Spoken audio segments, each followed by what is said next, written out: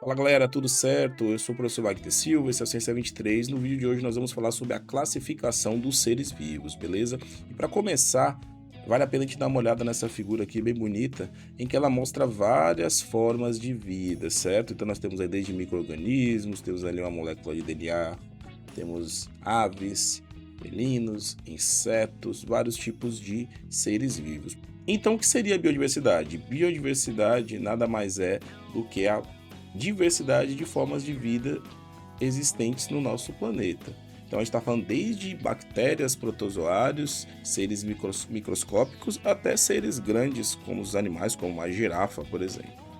Atualmente, cerca de 10 milhões dessas espécies já foram catalogadas, ou seja, os cientistas já estudaram, já analisaram, conhecem a sua forma de viver, conhecem suas características e deram um nome e os classificaram de alguma maneira.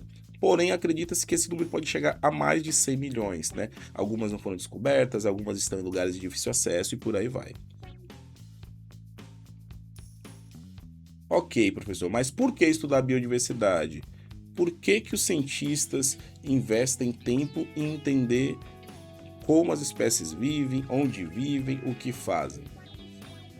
Quando a gente fala de estudar biodiversidade, a gente está falando primeiramente de conhecer essas espécies para até poder atuar em formas de preservá-las, certo? Mas a gente também está falando da possibilidade de gerar conhecimento que vai ser aplicado à nossa própria vida de diversas formas, através da própria ciência, através da saúde, da medicina, da tecnologia e por aí vai. Porém, é bem importante a gente destacar que, devido à forma como nós, seres humanos, lidamos com as outras formas de vida, com o meio ambiente, muitas dessas espécies estão ameaçadas devido às nossas ações antrópicas, como o desmatamento, poluição, a exploração excessiva, e aí, claro, que essa diversidade está em risco. Com certeza pode afetar a nossa vida. Tá, mas por que classificar os seres vivos? Certo? Você já entendeu o que é biodiversidade, você já entendeu a importância de conhecer a biodiversidade, mas por que investir tempo classificando? Tá? Talvez já esteja meio óbvio, né? Mas, em primeiro lugar, classificação ela é essencial para organizar os seres vivos em grupos, tá? Que compartilham características semelhantes. Então imagine aí como nessa figura. É como se fosse um quebra-cabeça que, à medida que você vai entendendo melhor o que aquelas imagens estão dizendo, você vai compreendendo quais animais têm maior grau de parentesco, quais animais têm comportamentos semelhantes. E aí isso vale para várias questões, né? Então, por exemplo, quais animais são venenosos, quais animais são mais agressivos, todo tipo de animal você pode cuidar dele como um pet, por exemplo. Então, hoje em dia, muita gente tem gato, tem cachorro, talvez você que está me escutando aí também tenha. Mas será que a gente pode botar qualquer tipo de animal na nossa casa? Você teria um leão como um pet? Você teria um tubarão como pet e teria uma piscina enorme na sua casa onde você iria entrar e nadar e brincar com ele? Então, conhecer os seres vivos é importante e classificar para entender melhor isso é também necessário, tá? E só para a gente finalizar, a classificação é o que eu sempre falo para os meus alunos, tá? Classificar é algo que a gente faz constantemente na nossa vida, que é organizar itens, organizar objetos por categorias, certo? Então, quando você arruma ou não arruma o seu guarda-roupa e você separa as peças, roupas de ir para a escola, roupas de brincar, roupas de ir para uma festa, você está elaborando uma classificação, certo? Quando você vai ao mercado e você encontra os alimentos distribuídos em prateleiras e categorias, higiene, alimentos, por exemplo, enlatados, né? Lá em enlatado você não vai ter vários tipos, né? Ervilha, milho, molho de tomate, por aí vai. Então, classificar é algo que a gente constantemente está fazendo. Valeu? E aí a gente tem a sistemática. Então, a sistemática ele é o ramo da biologia, né, que ele organiza os seres vivos e estuda suas relações de parentesco, tá? Então aí a gente tem uma figura bem bacana que ele tenta ilustrar isso. Então, na sistemática a gente vai ter duas áreas: a taxonomia, que ela é responsável pela classificação e nomeação das espécies, certo? E aí eu já vou dar um spoiler aqui, porque eu vou soltar um outro vídeo explicando como acontece essa classificação, essa nomenclatura, beleza? E nós temos a filogenia, que investiga a história evolutiva desses seres vivos, que eu dou mais um segundo spoiler, que eu também vou soltar um videozinho falando sobre essa parte da filogenia, beleza? Tá, classificação dos seres vivos. Então, ao longo da história, vários critérios foram utilizados, tá? Classificar os seres vivos. Então, na sua aula de ciências, o professor deve ter comentado, eu comentei, então se você é meu aluno e tá vendo esse vídeo nesse momento, você vai lembrar que a gente conversou que a classificação ela existe há muito tempo. Claro que nem sempre com critérios científicos bem definidos. Então, desde antes de Cristo, quando você fala de Aristóteles, por exemplo, que vocês já ouviram falar possivelmente em diversos diferentes momentos aí na escola, já existia essa inquietação, tá? E classificações muito básicas. Animais que voam, animais que não voam, animais de sangue frio, animais de sangue quente, animais e plantas, tá? Só que em 1735, o Carl Linneu, aí o nosso grande botânico sueco, ele em 1735 ele publica um livro que em português seria conhecido como Sistema Natural, tá? E aí Linneu, né, falando já no nosso português o nome dele, que é como a gente vai tratar, é sempre mais fácil, ele propõe um sistema de classificação mais organizado. Então Linneu pensa, vamos organizar isso aqui com alguns critérios mais bem elaborados, não dá pra gente classificar animais só animais não, seres vivos como um todo, né? Não dá pra gente classificar só seres vivos que voam, seres vivos que não voam. Porque dentro de seres vivos que voam, eu tenho borboleta, eu tenho abelha, mas eu tenho morcego, que são animais bem diferentes. Então, beleza, borboleta e abelha são parecidos em alguns aspectos, ambos são insetos e invertebrados, tá? Mas o morcego, ele é muito diferente. Certo? E aí se eu coloco um beija-flor, por exemplo, um tucano, eu estou mudando, porque agora eu estou trazendo duas aves, né?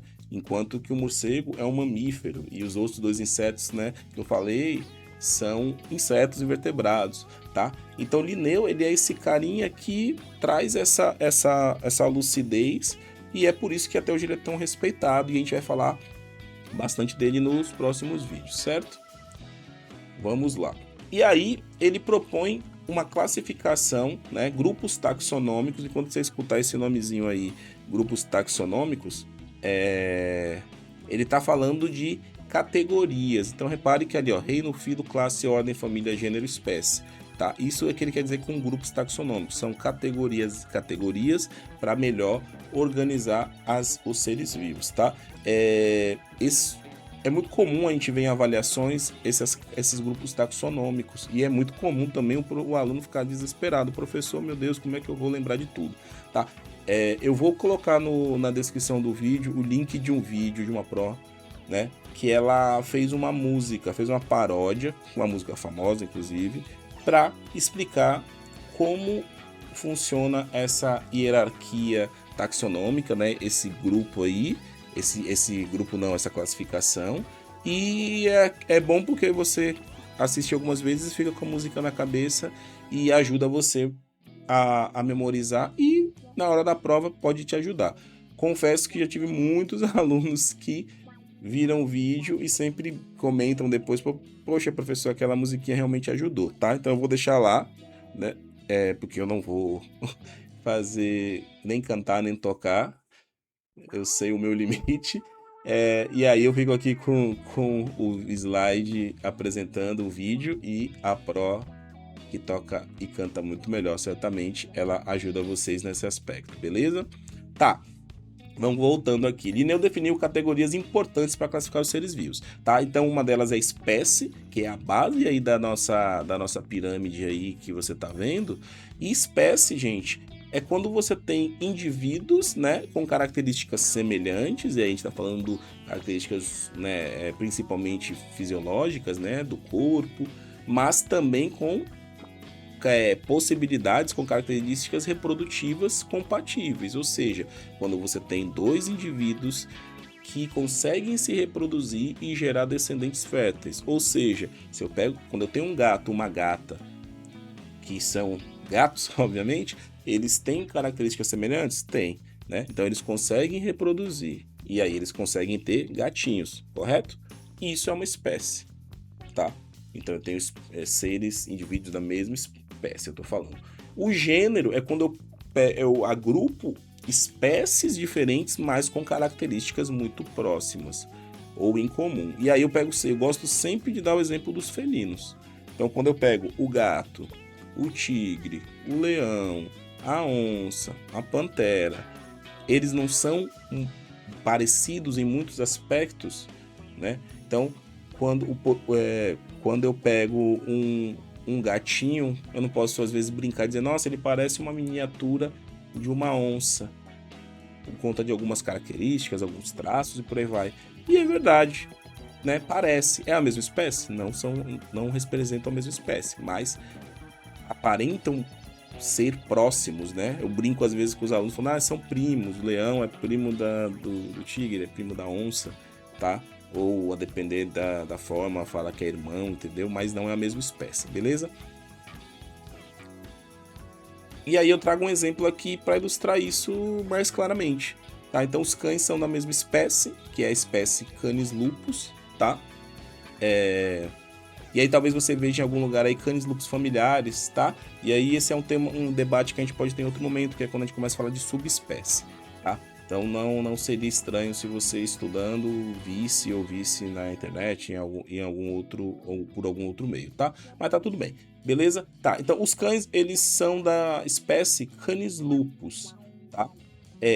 Se eu coloco em debate o coiote, que é uma espécie que vive ali na América Central, ali na América do Norte, uma distribuição por essa região, eu posso observar que eles apresentam algumas características em comum. Então, eles têm algum grau de parentesco, tá? E aí, o nome da espécie do coiote não é Canis lupus, certo? É Canis latrans. Porém, eles têm o mesmo primeiro nome, que é o canis. E esse primeiro nome eu chamo de gênero. Então, é aquilo que a gente viu no slide anterior, tá? Então, quando você tem indivíduos, você pode... espécies... Espécie é quando você tem indivíduos semelhantes que conseguem se reproduzir e gerar descendentes. E gênero é quando eu pego espécies próximas, aparentadas, e coloco numa outra categoria, que é a categoria que a gente chama de gênero. A gente vai falar bastante disso no próximo vídeo, que é o da regras de nomenclatura, beleza? E aí, a gente caminhando aqui para o final do nosso vídeo, eu vou encerrar, na verdade, falando sobre a importância de Linneu, tá? Então é importante a gente destacar que a ciência nunca é feita sozinha. Seja qual for a área que um cientista atua, se você amanhã ou depois quiser ser um cientista, quanto antes você entender isso, é ótimo. Então, quem é meu aluno sabe, eu atuo como pesquisador, eu estudo abelhas, eu sou zoólogo e eu só consigo estudar abelhas hoje, conhecer mais, porque vieram inúmeras pessoas, centenas, milhares de pessoas antes e foram traçando esse caminho, fazendo descoberta, trazendo informações interessantes. E aqui no caso da classificação não é diferente. Então a gente tem o Linneu, que sim, ele é extremamente importante e deve ser reconhecido e de fato é reconhecido até hoje, tá? Mas você tem vários outros nomes que vieram depois, o Haeckel, o Copeland, o Whittaker, algum deles a gente falou em aula aí, se você é meu aluno do 7º ano, tem prova terça-feira e eu espero que esse vídeo te ajude, tá? Nós falamos sobre todos esses outros grandes cientistas, tá? E existem vários outros, a gente poderia ficar aqui por minutos, horas falando sobre cada um deles. Então, Linneu, sim, ele é extremamente importante até hoje por conta da sua contribuição. E isso é uma das coisas mais bonitas da ciência ou da história, que o legado muitas vezes de uma pessoa, e isso vale para a nossa vida como um todo, né? Se você pensar em pessoas que você conhece, família, amigos, que uma hora partem, se vão e o legado fica, tá? Então Linneu é um ótimo exemplo disso, certo? E aí eu fecho com essa imagem aqui que não aconteceu, porque se você reparou bem nas datas do slide anterior, alguns deles não viveram no mesmo período ou não conseguiram se ver, tá? Mas quem sabe, se eles tivessem vivido na mesma época, eles pudessem ter em algum momento sentado aí e debatido esse tema tão fascinante e interessante que é a classificação dos seres vivos. Beleza? Mas como eu disse, de alguma maneira eles estão conectados, mesmo sem se conhecer, mesmo sem se ver, mesmo sem nunca ter trocado talvez uma única palavra, mas o conhecimento ele é incrível porque permite com que o que a gente construa, com que a gente aprenda, possa passar por gerações e gerações. Beleza? Espero muito que esse vídeo tenha lhe ajudado, seja você meu aluno, seja você não sendo meu aluno. E eu vou te pedir aqui duas coisinhas. A primeira é, se você chegou até aqui, até o final do vídeo, a palavra-chave de hoje é Linneu. Escreve aí no comentários Linneu, tá? Que é para eu saber que realmente você chegou até aqui e que aprendeu um pouquinho mais sobre o tema.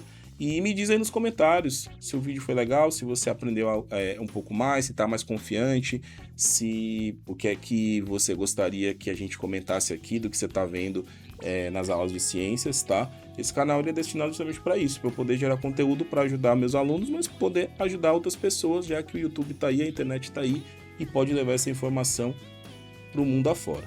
Beleza? Então comenta aí, deixa seu joinha se puder para dar uma ajudada, se inscreve, compartilha. Beleza? A gente se vê no próximo vídeo. Um abraço, tchau, tchau.